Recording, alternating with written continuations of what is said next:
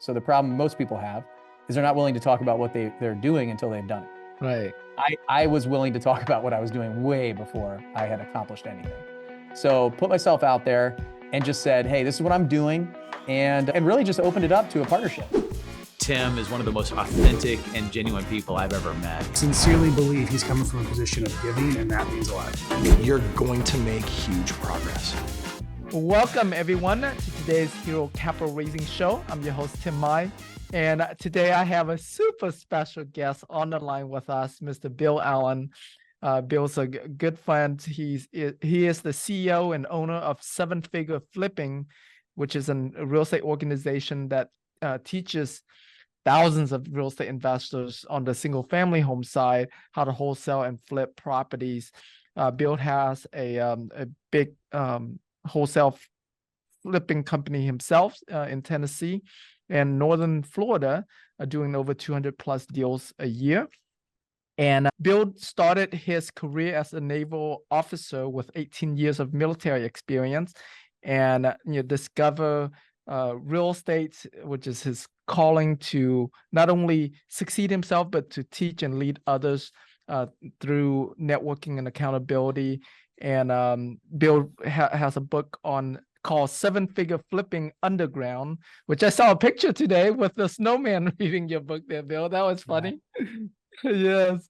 And so Bill has been in real estate for 10 years now, has done lots of houses, including a good amount of multifamily as well. Currently has over $200 million asset under management, has personally raised over $50 million. And one of the things that we're going to talk a lot about today on this call with Bill is around his marketing and how he raises money. And so with that, let's give Bill a big welcome, y'all. Woohoo! Thanks, Tim. Yes. All right. Yeah, Bill, if you can share with us a little bit about how you got into real estate to begin with. Sure. So like you said, I was a military pilot. So I flew for the Navy. I actually retired in June of last year. So 20 years. Congratulations. Did 15 years active duty. Thank you. Yeah. The last year was like, I was working a desk in Atlanta. So but I flew the 19 years before that. So that was a lot of fun. And while I was in there, I wanted to become a millionaire one day. So I had it all mapped out. Like I was going to be a millionaire by the time I was 65. I was saving like 50% of my salary. Everybody probably was on a very similar track to that. And then I found real estate. I was renting out houses. So I lived 18 places in the last 20 years. So I'd buy a house, I'd fix it up, and I would move and I'd rent it out. And I would track my net worth every month. My net worth was slowly going up, and I would watch it. All my money was in the stock market. And then when I bought these houses, I noticed the equity was going up. I was actually making some cash flow, and I was becoming more wealthy faster. And so I said, there's something here. I explored that. Like you said, I did a lot of houses. I've just started doing like one flip a year, and then joined a mastermind program. I've got around to other people who are doing hundreds of houses, and we did 67 houses in 8 months. Wow. And so that really ramped things up. And the one thing that we'll talk about today that I think was my superpower, the reason that I was able to go so fast, was systems and process. I'm an engineer, I have an engineering background, but also the ability to raise money. If you can raise money, the opportunities come to you. The money, you got to have the money to close the deals. So that was something that I didn't realize in the beginning, because I was using all my own money in the beginning, like saving up money, I sold a car, I took a 401k loan, I was saved for 2 years to buy my next rental property. It was a lot of that. And when I realized that I could use other people's money, it was like game over. And so that really, I still remember when I became a millionaire at like, I think it was like 38, and it wasn't 65. And then it's probably happened 20 times over since then. It's been awesome. That's amazing. Yeah, I don't have to wait till I'm older to hit that $1 million. You can do it a lot faster through this. Right. Yeah, that's amazing. And then when did you get started into syndications?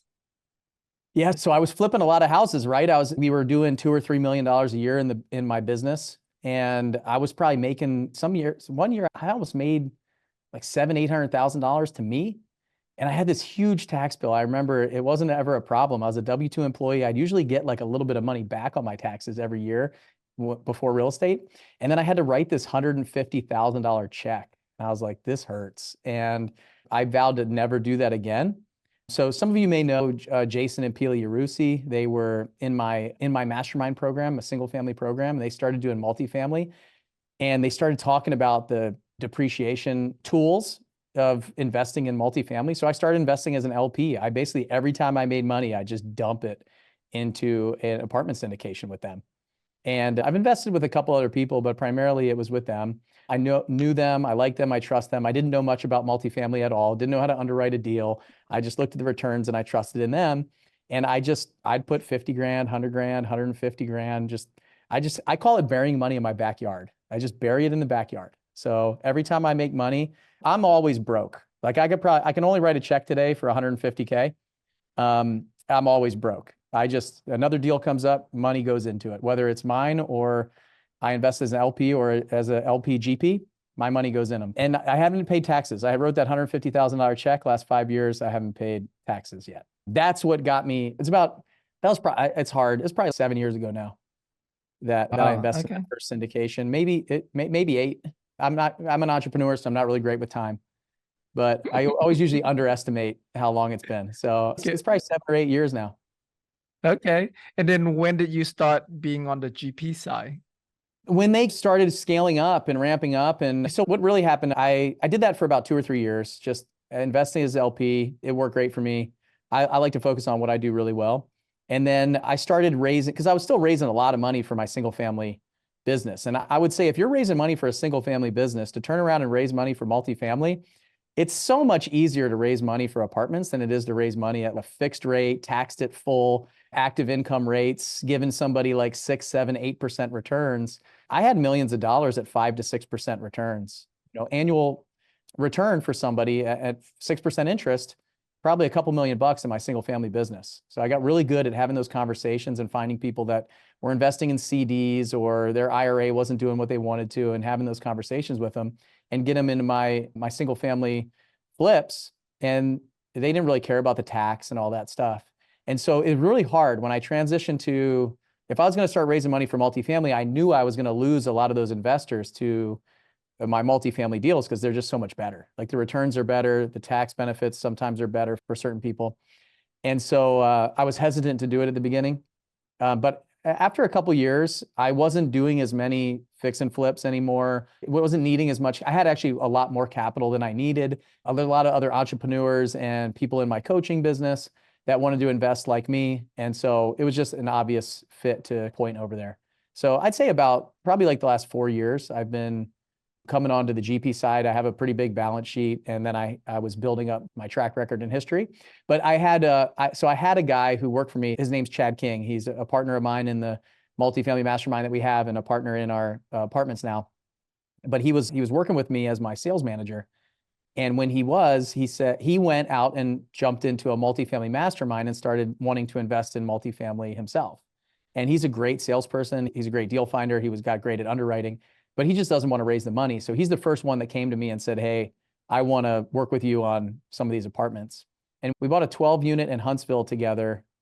And I don't think we raised money for that. I think I just put all the money in. I think he put in some and I put in some.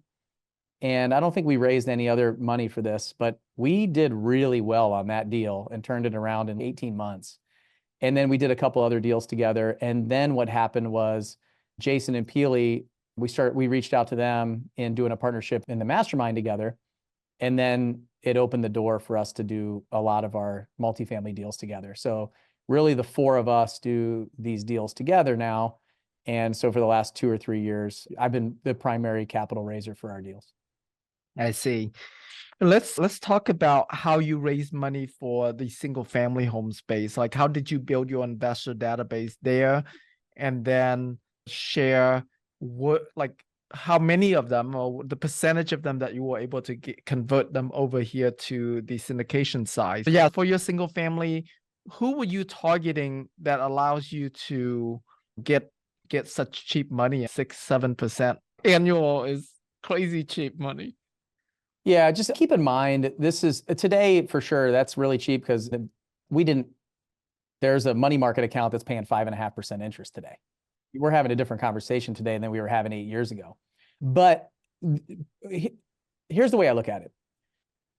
you got to look at the asset that you're raising money for and try to figure out who the best person suited for that would be. So when I looked at my single family business, I didn't want to pay monthly payments. I wanted to balloon those payments. So if I'm buying a house to fix up and sell, it's a balloon payment. So it's so most of my deals were like 9 months. This was also a time where you weren't selling a house on the day it was listed. Days on market were like 30 to 45 days. I'm giving seller concessions, all this stuff when I was flipping a lot of houses back in the day. So you've got this investor is going to balloon the payment. So they don't need the cash flow. They might not care about the tax. So they're not going to ask me tax questions. They don't know what points are. I don't want them to know what points are, because then we're talking about hard money or more like professional private money. And I want to know, who is this person who doesn't know this opportunity? They don't know that they can get involved and invest in real estate. So then I was like, okay, these are probably people who are like watching HGTV. They don't flip houses, but they want to participate. And they might be a little bit older, so they already have a job or they're well off, they have some cash, and they just don't want to be involved, but they want to be involved.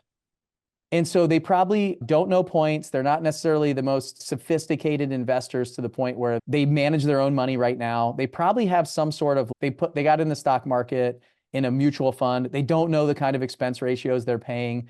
And they just want to invest with somebody that they trust and maybe get involved with something that's cool right now. And so what I do is I try to figure out who I'm talking to before I just start talking. So that was the first step, is like, who is that avatar? So for me, it was a lot of people that I'd worked with in the past. So it was people that already know and trust me. And so then I started creating buckets. So one was like my college friends. So like fraternity brothers of mine, people from college. I was in ROTC in college. I played soccer in college. So it was like all of those people from college, I started creating a bucket for like college friends. And then it was like family and friends of family. So people that knew me. So it was like aunts, uncles, cousins, like second cousins, things like that. We have a huge Croatian family on my dad's side. And they're not like really well off, but they have a little bit of disposable income and IRAs and 401ks. So I'll get to that in a second. But that was a bucket: family, friends, more like family and friends of family. And then my military side. So it was like all these other pilots that flew with me before in the military. So whether they were like my rank or a little bit senior to me. So I created like a bucket of those people. And then it was just like every area of my life. So it might have been like high school friends or people like that. So I would always create these buckets and say, okay, which one of these buckets would potentially have this kind of investor? And so then what I would do is, and the next step is, really what I did was I just started talking about what I was doing. So the problem most people have is they're not willing to talk about what they're doing until they've done it. Right. I was willing to talk about what I was doing way before I had accomplished anything. So put myself out there and just said, hey, this is what I'm doing. And really just opened it up to a partnership. Hey, I'm looking for partners on the things that I'm doing, if you want to get involved. And what I found is like my dad's friends. So my dad was one of my investors. It was not a huge investor, but he's early on investor of mine. And so were some of his brothers and sisters. And by the way, I don't come from like a ton of money. Like we grew up, my mom was like sewing the Guess Jeans logo on some thrift shop jeans when I was a kid. And so we didn't have a lot of money. We're like lower middle class probably. But my dad built a decent sized engineering business by the time I was in college. He was doing pretty well. And so he had a little bit of money that he invested with me, but then the guys he played poker with would be interested. He'd be talking about it. So once I gave somebody good returns, they start talking about it. And so they wanted to be involved and tell their friends they were flipping houses, but they didn't actually have to flip houses. So it was like those kind of people that I was targeting. And because the people that go to the RIA meetings that have like rentals already and already understand real estate, they're going to be like a tier 2 investor, somebody who wants maybe like 12% or 15%, no points, something like that, probably. And then you got like somebody like me who lends money, who's like a hard money lender who wants 2 points and 15% monthly payments and all this paperwork. And then you got the person who's, oh, I didn't even know I can invest in real estate. This is great. And they're in CDs or they're in a mutual fund and they just don't understand that they could invest in real estate. So it's those people that I had to educate a little bit more. And it's a little, but so the rates are inverse to the speed. So when you have like low rates, it takes a long time to convert that person to trust you in what you're doing. But the higher rates, you can get the money, like I can give you the money tomorrow. You just got to pay my rates. So that's it. You got to spend a little bit more time with the people who are only like, who are lower rate type investors. So I know that was a lot, so hopefully that makes I sense love that. to break it down that way. Yeah, no, I love the way you break it down. And I often share with people, like, as an adult, all of us have at least $10 million sitting in our pocket right here. At least. Oh yeah. Yeah, and yeah, my very first private lender was my sister. Same thing. Her money was sitting in CDs. At that time, was earning less than 1% a year. And yeah, and so I love the way that you broke it down that way. In transitioning over to the syndication side, did many of them convert over here? Were you able to have the conversation to get them to invest on the in syndications away from, you know, what they're used to with the debt lending? Oh yeah, like my I think my challenge was it was hard to keep them over here when I started talking about syndication. So that, you know, it's really hard to keep somebody in a 7% vehicle when you're producing like 20% returns over time annualized Right. for other people with some tax benefits or different net worth growth. So the way I still raise money. I raise money right now for all of the single family houses that we do in Kentucky. So we buy houses in Kentucky, we fix them up, and we sell them on owner financing. And so what I do is I raise millions of dollars for that business per year also. So what I have now is I have a couple different buckets. Some people want more cash flow. And so that's about 8 to 9% monthly payments. So I know that if I call it like a real estate annuity. So if I don't know how old some of you are that are listening, but when I was a kid, like annuities, like my parents' age and even a little bit younger, in between me and my parents, annuity was this thing that everybody wanted. They wanted an annuity that would like pay them monthly on their retirement. So I think about a real estate annuity being this retirement account for people that can pay them every single month. So I have a lot of older investors that will invest in that vehicle and get 8 or 9% every single month ACH to their account. And that's what they want because they live off of it. And so they're not a good investor for my multifamily syndications, but that's a bucket of investors that I go out and look for, is somebody who's a little bit older who wants a monthly payment. They're not going after net worth growth. They don't really care about their taxes. They might a little bit, especially as they start collecting Social Security and things like that, but they want that monthly payment every single month without question, and they love it. They absolutely love that. And syndication's not for them, because sometimes on the value add, it might take 6 to 12 months for us to make that first distribution. And that first distribution might only be 2 to 4%. And so it's accruing over time, but they're not up for net worth growth. They don't want to be in a syndication for 7 years, 10 years, 20 years. And so me being able to provide two different things for people is great. But to answer your question very like in a short manner, yes, I converted pretty much every single person when I wanted to over to syndication, just because but here's the deal. You've got to frame the conversation. So if somebody comes and talks to me about investing money with me, I don't say, you got to put your money here, it'll be best for you. What I want to do is I want to give you a consultation. I want to have a conversation with you. I want to figure out where your money is now. What are you making on it? What do you like about where it is now? What do you hate about where it is now? And if I don't have a vehicle for you, I'm not going to say you should put your money in syndication when it makes no sense for you to do. And so I think that's where a lot of people go wrong, is they're trying to force everybody into their deal, instead of saying, hey, I got a deal. I think it'll work for you if. And then sometimes the people I talk to, I'm like, yeah, you shouldn't invest in this. Like, this is obviously not what you're looking for, but I might have something else. Could I put you on that list? Or can I talk to you about that? Or I know somebody else who does this other thing that might be better for you. And that's where you win, because then people trust you, they share your name, they refer other people to you, those kind of things. So that's what I've become really good at, is become more of like a financial counselor than a capital raiser. And so if people know that they can talk to you without feeling like you're going to sell them something all the time, or that you're going to try to win, then they'll open up. People tell me stuff that I'm like, I can't believe you told me how much you make, told me how much money's in your retirement account, you told me all your pain points, you told me everything. We're just having a conversation. I love to talk about money. I literally could talk about this for the next 2 days straight with all of you. I love that. So let's talk about your systems for capital raising. What is share with us from how you attract investors to how you nurture them, and to get them ready for the ask, get them ready for when you have a property that you're raising for. Yeah. So the first thing I'll say is the majority of like leads that have come through to me have either been referral from previous investors or have come from Facebook at this point.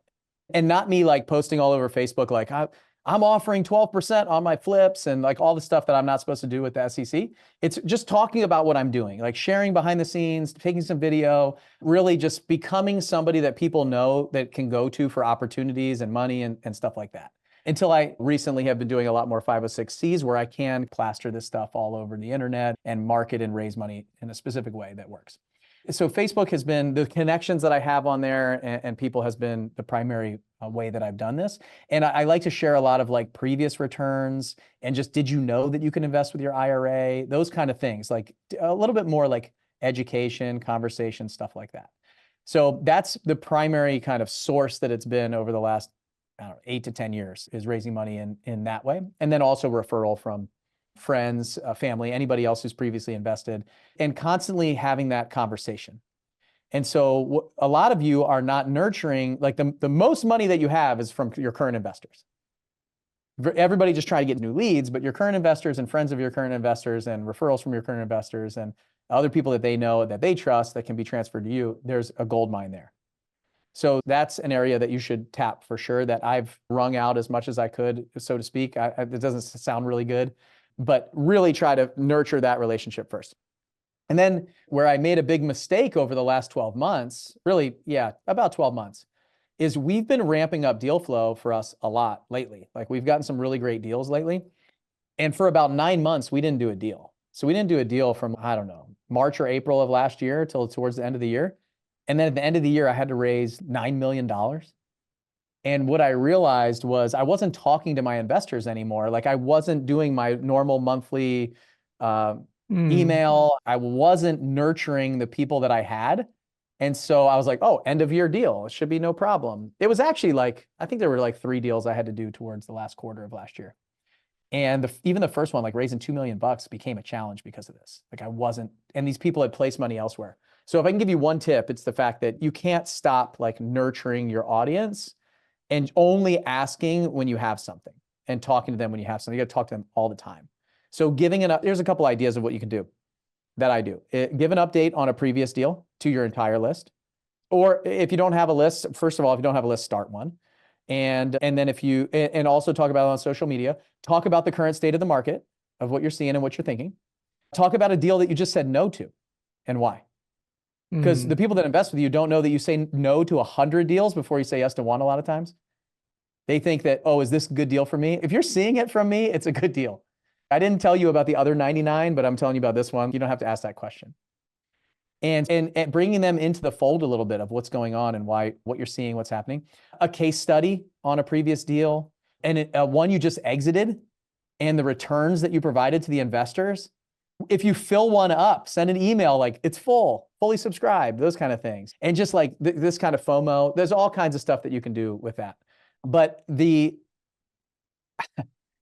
might sound crazy, but I probably raised about, I don't know, 30 or $40 million before I actually even had a CRM. So I just had a Google Sheet and I had a blind CC email list that I would just talk to on a somewhat semi-regular basis, monthly, and then it became quarterly. And only in the last 6 months have I really designed a system, because what I realized is I need to put this on autopilot and I need to get out.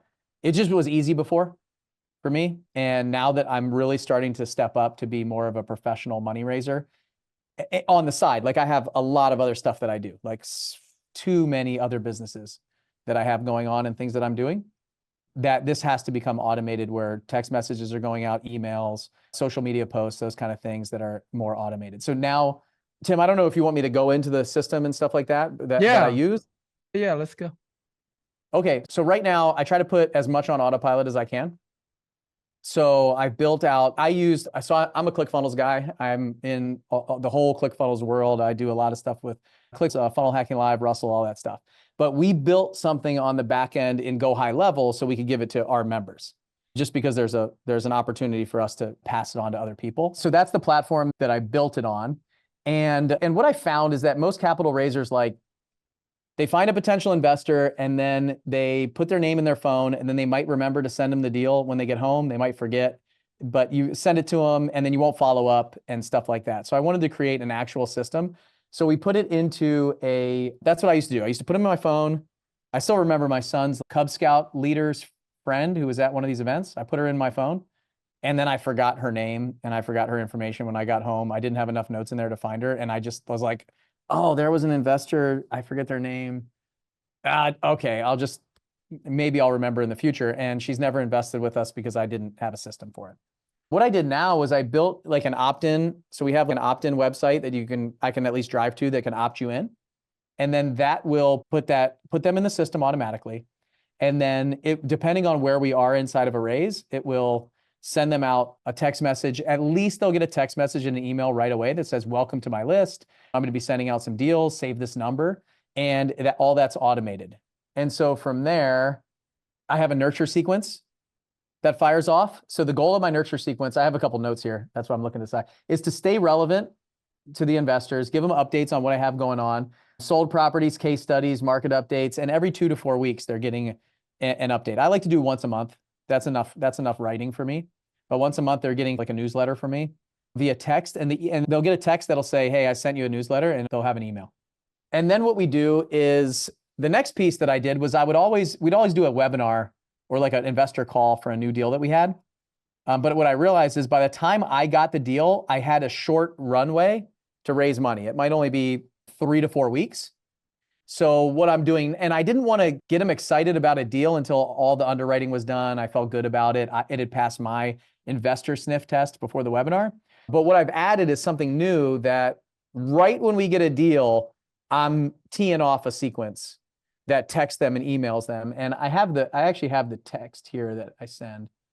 Real quick before you do that. Yeah. Real quick. So before the deal happened, your nurture sequence, when they first opt in, do you send them daily, or how many days is that nurture sequence, and what's the schedule? Mine is just once a month. That's it. Oh, okay. You're on there. You get this regular newsletter. Basically, it's not, oh, hey, schedule a call. Let me explain something else to everyone, because I don't like to talk on the phone. I don't like to get on Zoom calls. I don't like to do all that stuff. I am not the chatty Cathy, let's jump on a call and let's talk about I wanted to set up something that would convert on autopilot, where they could just like make their commitment, get their questions answered. I do one call. It's not, oh, let me jump on a call and talk you through this deal. Like, I don't like doing the same thing over and over again. Right. It drives me insane. And so I don't want to sound like, I just don't like to do it. And so I knew that if I had to get on a call with everybody that was going to invest like 50K or 100K when I'm raising $9 million, I'm going to go nuts. And I don't have time for it. I can't do it. So I want to get 80% of my raise done with this system. And then if I got to get on a call, like I was on a call the other day with an investor that put in $2 million. Like, I'll do that call. And then there's probably like millions behind that. And I don't mind having those conversations and have to spend some more time with somebody like that. But I had to figure out a system to hopefully raise on autopilot. So that's why my sequence might look a little different than some of yours or something that you've seen before, because I want them to get used to talking to me on a message like this. Like, they think it's coming from me. Most people aren't tech savvy. They don't know they're on a nurture sequence. Like, they're like, oh, is this your new number? And I'm like, yeah, just save it in your phone. This is my money raising number. And it's like that. So right here, right away, like 2 to 4 weeks before the deal's ready, I send a text, email, and I post on social media if I can. And it says, I have an apartment investment opportunity coming up and wanted you to know about it. Start getting your funds ready. You can also respond now to reserve a VIP spot, and I'll hold you some room. So it's just like, they don't know anything about the numbers. They don't know anything about the deal, but it's like, hey, start getting your money ready. And it starts a conversation when I've got a deal that's in the pipeline. So now it gives me a couple extra weeks to say, hey, I got some money. And it stops them from putting money into somebody else's deal. Good. Because now it's tagged and earmarked for mine. Because that's what I found was the problem. There were people that had money. They were asking me about deals. I didn't have one, and they put money in somebody else's, which if it's a good deal for them and if time's right, that's fine. But these are investors that I've brought into the multifamily space that are now looking at other syndicators for the first time. And then we do the webinar, we schedule and plan it. I do a ton of like countdowns to the webinar starting, emails, texts, those kind of things. I'd like to get them on live because that's the conversation. I can answer all their questions. I don't tell them there's going to be a recording, but there's going to be a recording. I really do want to get them on live. I usually do it in the evening because that really helps a lot of my people that have full-time jobs and things like that. And then let's see, 7 days, I have a ton of tech. Tim, if it'd be helpful, I'll just give you all this, like all my actual scripts and stuff. I don't even mind sharing all this. I have a presentation I'll send you, Tim. You can just email the whole presentation out to your list if you want. Is that cool? Yeah, that'd be awesome. Thank you. Yeah, you can have, instead of me reading them all, you can have every single thing that I do, the entire sequence, the deal sequence. There's even like a flow chart of all the stuff that I do for if I have a deal or if I don't have a deal and they opt in and there's a webinar available, all that stuff. That would take me like half an hour to do all this, and there's like an example webinar you can go watch.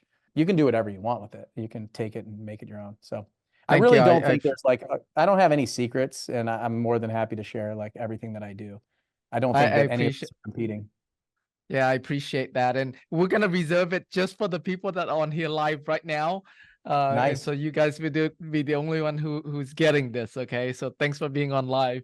Yeah, that's amazing. You should have been on live. If you're listening to this late, you have to be on live to get the good stuff. What are you doing? Exactly. I love that. It's amazing that, that you systemize. I mean, you are such a, amazing at systemizing everything in your business, and the way that you are systemizing this capital raising now. Definitely love that. In terms of the avatar of who you're going after for the syndications versus the avatar that you were going after before for the single family homes, has that changed? And who are you now having more conversations with, or focusing more on, the avatar that you're focusing more on for syndications? Yeah, for sure. It's absolutely changed. I think it's more entrepreneurs and primarily real estate professionals. Like, I really love talking to real estate professionals about this, who can claim real estate professional status on their taxes, because the benefit is massive for them. They're just paying so much in taxes. They don't understand the fact that all the money that they're making and how to offset taxes. So this is a huge benefit that we have. It's like the secret sauce to not paying taxes, that real estate professional status. And then also helping people to understand that they could potentially get it. If I have some high-level entrepreneurs that are making a lot of money, that are looking to input $6 to $10 million a year to work, is how can you show them how to have their spouse potentially become a real estate professional, or how can you help them? And it really is, tax has been a big one for me over the past few years. And the way that I do that is I get really smart on taxes. I talk about my tax return. I might show my tax return on social media. I'm the go-to guy when somebody has a tax question inside the masterminds or real estate communities that I'm in. They're asking me about taxes. And I spent a lot of years studying that, learning it for myself, and then being able to share it out to everyone else. So what is a real estate professional? How do I not pay taxes? Those are some of the biggest questions I get. So that's one. The second one is I really think about the people who are making a lot of money, but they're not worth a lot of money. And they don't understand that. There's a lot of my friends, I'm in a mastermind group that costs $150,000 a year, okay? And there's people in there, we make millions of dollars, but they're on a hamster wheel. Like, the second they stop earning, they don't have value. Like, their business is the only asset that they have, maybe a house or two, maybe some cars that are going down in value, some things, but they don't have real assets. Like, I'm worth more than a lot of the people in those groups because they don't understand what they do with their money after they make it. So what I'm trying to teach them is their cash is total trash. Like, they're losing value on the cash that's sitting in their account, and they're just reinvesting all their money back into the business, they say, but they just don't understand that one day the whole faucet's going to turn off. And so I really want to teach them and show them how they can do what I do and bury the money in the backyard. So in 4 or 5 years, I call them with twice as much that I'm going to wire to them. And they can just, like, once they start doing it and start seeing it, but this is a long-term conversation, especially the first few years. So, like, when I put money into Facebook ads, I make a lot more money than this, Bill. I'm like, just be patient. Like, wealth takes patience, and we have to constantly beat that drum and talk about it. So for me, it's net worth growth people, and it's tax depreciation people. And if you're sitting there, it used to be a great talk track with tax because it was 100% bonus depreciation, then it was 80, and now it's 60. What I want you to make sure you don't miss is that you don't lose all the depreciation. It's not like you're only getting 60 and you're losing 40. You're just not getting it the first year. So now what you can do is the benefit that you can talk to these people about is, look, I'm going to give you 60 first year, and then look what I'm going to give you second year, and look what I'm going to give you third year. So what you used to get all in the first year, now I'm giving it to you in the first few years. And so you have to map it out and control that conversation, because most of the people and most of the syndicators don't understand how that depreciation is now getting hashed out for you, but you're not losing it. You'll never lose it. Like, we get it. And so like the 80% for me was educating them. Like, we had a deal recently, we had 56% the first year, and then they were getting another 20% the second year, which is like 76% over the first 2 years, which is actually almost, it's more than I was giving them the year before, the way this panned out at 100% bonus depreciation. So just think about that and figure out how you change your talk tracks with the people that you're raising money for. So yeah, it has changed. These are the people that were really investing in my syndication from the start, but it's not the older people that are looking for cash flow, because most of our deals are not kicking out massive cash flow. A lot of the money's coming from when we're repositioning the 5 to 10 years down the road. I love that. Yeah, and I'm with you there regarding becoming a tax expert, a major one for me as well. My team, and I have 2 cameras on. I have 2 different computers on, but one is representing my Hero Wealth Fund here. And same thing. We're hosting a webinar tomorrow, actually, to teach people how to pay little to no taxes in 2024. And I realized the same thing when it comes to raising money. The people that has the biggest tax problem, the biggest tax liability, they're the best investors for us. They invest the most amount of money, ask the least amount of questions, because they have such a big pain of needing to invest their money. So they don't have to send all that money to Uncle Sam. They use that to build their wealth with. So I love that.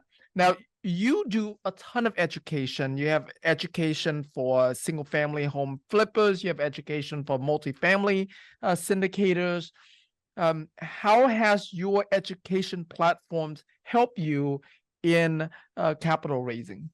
So at first I thought, like, our plan for growing the multifamily mastermind was that we'd get more deal flow. So we do like unlimited underwriting for our students, for our members. And we see a lot of deals. So Jason and Chad do all of these underwriting for our students. And we did a couple deals with the students in the beginning. So like, we came in, and it was an opportunity for them to do deals with us. And we would take a certain percentage and structure it that way. What we found was we were still having to do, it was like we were doing a lot of the heavy lifting still. And, but what it does is it gives you this like credibility. It definitely increases your credibility and status.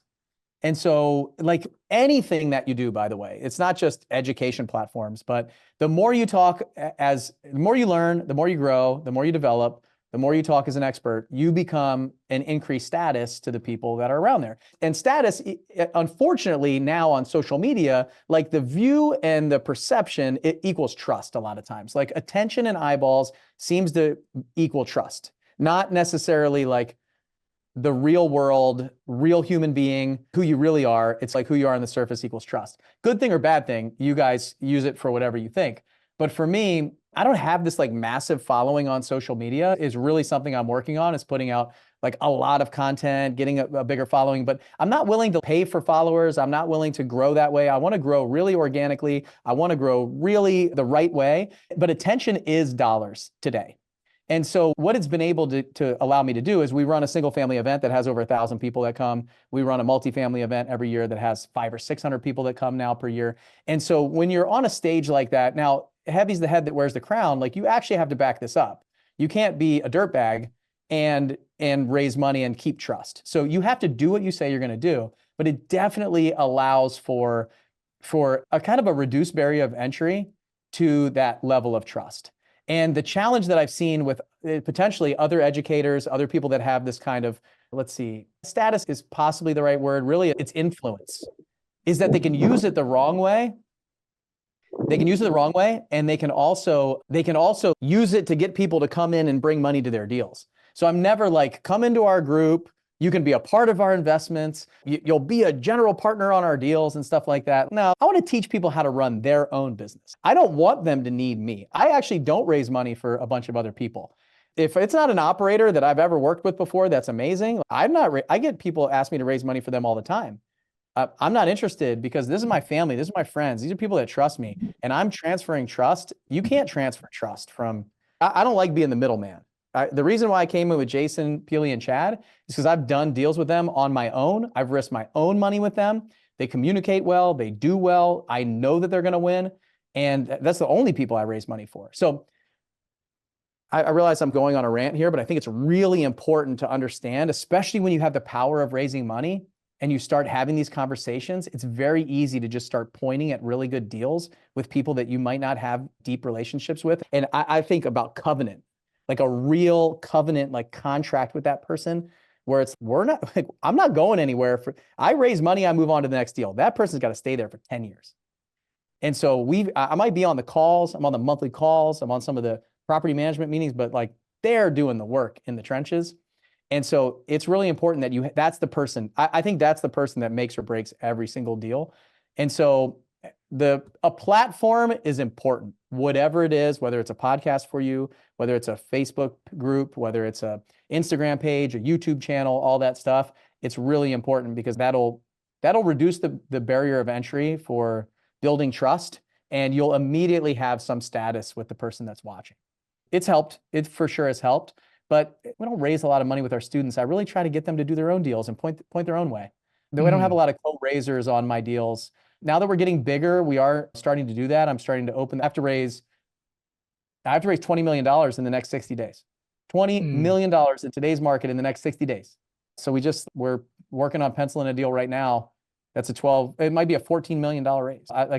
That's a lot, especially when I just had to raise money at the end of the year. And that was the hardest market that I've raised money in the last 8 years right now. So I don't want to discourage anyone, but if you're feeling some challenge, it's not because you're not good at this, it's because there's real challenge. Yeah, for sure. And so talking about the deals coming on here in 2024, you're not the first one who's telling me they're like ramping up. So what are you seeing in the marketplace right now this year, the opportunities? Yeah, I don't know how much you study economics and stuff, but what are you seeing? Yeah, so I'll give, without giving a lot of details, because I really shouldn't, my partners would get really upset with me, but some of the deals are exactly what you're thinking are happening to a lot of syndicators. Is they're getting to the point where their IO periods, their interest only periods are coming up, and they're having to figure out how to replace those without these big fees and extension fees, or a bank just saying we're not going to extend, or they had bridge debt and things like that they're then having to reposition and refinance into a market that has interest rates they didn't expect, or maybe they didn't think about. And so they have some properties that don't have equity, and they have some that do have equity. So a lot of times they're trying to pick their horses that they want and unload the ones that they don't. And so they might be willing to take a haircut in one area to refinance another. And so we're seeing some of that. I think there's some of that opportunity that's coming to us right now. And the reason why it's coming to us is because we are in that market, we are successful in that market, and we have relationships with the people that are in that market. And the people that we're seeing are usually dumping properties that they're not in that market. They bought in the market that we're in, but they don't live there and they don't understand it. And so they're willing to offload a property at a price that we would buy any day of the week with our laws of scale, with the other properties that we have in the area, with our marketing, with what we know about it. So we're seeing some of that. And we just got a couple like smoking deals that we would have bought like 3 years ago at that price. And we're getting the same price. We're getting lower price now than pre-COVID price. So it's been, that's been, so like I had to, so now money is the thing. And so when the deals they're there, now it's about being able to raise for it. And that's, I'd say, one of the biggest concerns that we have, which puts me on the hot seat now, when my partners were in the hot seat over the last couple of years trying to find the deals. And so now I got to figure out how to raise the money for these, because they're really good. Like they are really good, and they're good long-term deals for us that we will probably hold forever. And it's exciting properties. Besides, so with all the money you have to raise this year, besides what you have been doing and the systems that you are putting in place, are you looking to do anything different or add something new to what you're currently doing for capital raising, such as running ads and things like that? Yeah, there's two things that I think are really tangible for the people that will listen to this. One is the fact that I'm way more open now than I ever was to bring somebody in to support me on the GP side to raise money. But they got to be people who like they can say, I'll take a chunk of 6 million and are going to hit it, and I'm confident they're going to hit it. Something like that. Not just somebody who's, oh, I'd love to get in and grab a little piece and a little slice. That's not for me. And the second one is structuring and raising capital differently, potentially, where it's more on a fixed, more towards what I was doing before, where I was raising money on a fixed rate as opposed to a syndication and like pref and equity split. So if I can actually bring in like all debt on the amount of money that I need to raise on a fixed return, then we could bring in another capital partner where, because the problem that we have right now, it's pretty obvious. You got a 70-30 split or a 60-40 split, and now we're splitting 30 or 40% over so many people. And so it just doesn't make sense. If I got to go out and do the work to raise 14 million bucks, I don't want like a little piece of this pie. Money is, and I also don't want to shave points off my partners either, because what they do is really valuable. And so there's some of that. So what I mean by that is, what if we could keep 100% of the deal and we could raise money based on debt effectively? And so we can figure out how to produce a solid pref on a deal, which is a fixed rate of return that these investors are going to get. And then we figure out how we can go out and raise all the money to own 100% of it. And then the second piece would be, or the third piece that I would recommend to anybody who's listening to this, is you really need to start figuring out, are you going to put a marketing fee into this or not? Because the cost of capital, if you are going to start running ads, is pretty high right now. So to go out and buy an accredited investor on Facebook or Instagram or YouTube or those kind of places, you need to start becoming a marketer like me and to drive more leads and traffic. And so you will burn out your acquisition fee really fast if you're running ads on Facebook to try to fill it up right now. So it might be adding a marketing fee in there. It might be adjusting some of the fee-based structure of the deal just based on the cost of capital today, which I don't think your investors are going to balk at if they still get their returns and the numbers pencil right. So that's one thing that we're looking at for some of the bigger deals that we're getting now is, in order to fill it up with capital to get the deal done, it's going to cost us some money in running ads and traffic and stuff like that. And then if you don't know that skill or don't have somebody, find a capital investor who primarily drives traffic and gets their accredited investors via paid traffic and paid media and bring them in. And that's a conversation that I had last week with a good friend of mine. Excellent. So let's talk about some tools and resources that you use in your business that you like a lot. Yeah, so it used to be Google Sheets and Gmail. That was my favorite. Now I would say you've got to have a CRM on the front end. So absolutely have a CRM. And we use InvestNext on the back end of our platform, like once the money's raised and putting the PPM in there. And I don't know what everybody thinks about that or what you use. It's just what we use. It's been a good partnership with us. And you can use that for the front end marketing too, for people to opt in to a website. But the drip campaign and drip sequence that I really like, I need to have a text, I need to have email, I need to have some plugins on social, I need to have some of that stuff. And I've been using Go High Level. It's been good for me. And I primarily use it, like I said, because I can basically share it with a lot of, like our students in our 7-figure multifamily mastermind, I push it to them. Like I give them my entire sequences, all that stuff. We created it for them. I created a money raising CRM for them. I had an idea to sell it at some point. I just have too much going on to package it, market it, all that stuff. We just make it a benefit for them and it allows us to just push it out to them. But that gets rid of all of the other things that are needed. Things like, I think I had it in this presentation, things like Twilio, MailChimp or ActiveCampaign, ClickFunnels, Zoom, Google, Zapier, like all that stuff is integrated in there at one price. So it works well for us. It's a little kind of clunky if you're trying to learn how to build it out or you're not that techie at first, and it doesn't look that pretty, but once you understand it, it works well. But if not, I like ClickFunnels. I'm a huge ClickFunnels proponent. So getting a funnel page to build out some opt-ins and then drive that to like ActiveCampaign is what I do in my coaching business. So we use ClickFunnels to ActiveCampaign. And then we, drive email sequences through ActiveCampaign. Yeah, actually we did that for a while. Now we switched over to HubSpot. And HubSpot, if you don't have a big business, don't go to HubSpot. It's too expensive. But if you do have a big business doing a couple $1 million a year, it's a good thing to look at. It's got a lot of these features that I'm talking about as well. And then Amazing. Zapier is like your best friend. Zapier Yep. should be your best friend. You're zapping stuff all over the place, whether it's from Google Sheets or email sequences or things that don't connect. And my biggest piece of advice is like the tech is not going to save you. So in the beginning, if you're just getting started or you're trying to grow, remember, I think I raised like $40 million on Google Sheets and my Gmail where I was blind CCing people on Gmail. Just don't CC them, okay? Blind CC them, because if you put everybody will take all your investors' emails. So put it on the blind CC, BCC line, okay? I see syndicators send out emails with all of their investors CC'd. I just shake my head. So blind CC them. But I did that for years, 6 years.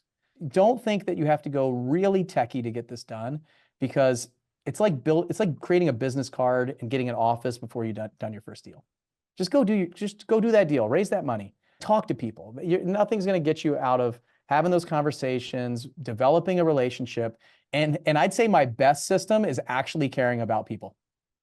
Like my best system is actually caring about people and actually trying to make them money and do what's best for them. Even if it means saying, don't invest in my deal. It's like my best system is this new like art form of caring about people and their returns that I feel like is lost in today's industry, bro. And you're such an embodiment of that. Every time I talk to you, every time even on this show, you're always about adding value to others. You're always about, caring about others. I absolutely love that about you. This has been an amazing interview. Thank you so much for doing this interview with me. For the folks that Tim, before you wrap it up, I just have to say this. The reason why we get along so well is because you're the same guy. Like literally, you do so much for, I don't know what the return, but you've been doing this. I went to your YouTube channel before I got on here, and there's videos from 13 years ago on there of you doing this, like stuff like this for 13 years, y'all. Like this, you're it, man. That's why I'll come to your event when you need me. If I can help, I will do whatever you want for free. So that's how you win. That's how you win in business and in life, is you help people. Like you inspire people, you help people, you motivate them, and you just give. I'll give the stuff that other people are charging for. I love that. So so for the folks that wants to connect with you, learn from you, attend your events, partner with you, invest with you, where would you like to send them? What's the best place? Man, it's just so many, right? So I got a podcast called 7-Figure Flipping. If you listen to podcasts, we also have one called 7-Figure Multifamily. I have a YouTube channel that I fly around on my airplane and interview awesome entrepreneurs so cool. and do aviation stuff. So Tim, I'll have to get you in the plane one day. Yes. That's just my name, Bill Allen. And then I'm on Instagram and TikTok and all these other places. And everything's pretty much at Bill Allen REI, like real estate investor, at Bill Allen REI. Okay. And then I'll give my email. I'll just give you my email. It's bill@7figureflipping.com. So Bill, it's the number 7. So if you guys want to talk about doing something together, you send me an email, my assistant will respond. And again, I don't like talking on the phone. I don't like getting on Zoom calls, but if it makes sense, we'll do it. So just so you know, I probably won't jump on a call with you or do that stuff, but if she'll set it up, if I got time, we'll do it. So love it. Yeah, you might, with all the different things that you do, you might want to set up a Linktree type page where people can go and they can go to all those places. Yeah, and then any of you guys are hosting events to reach out to Bill. Has a really cool event management type software. How our industry, a lot of us use Hoover. Bill has something even much better than that, and so definitely reach out. We built the best live event registration and tracking platform on the planet for our live events, and now we're taking it to the market. So thanks for that. That's awesome. I love that. Yeah, definitely. All right. Bill, again, thank you so much for doing this interview with me. Really appreciate you. You always such an amazing giver. I love you so much. I love you too, man. Awesome.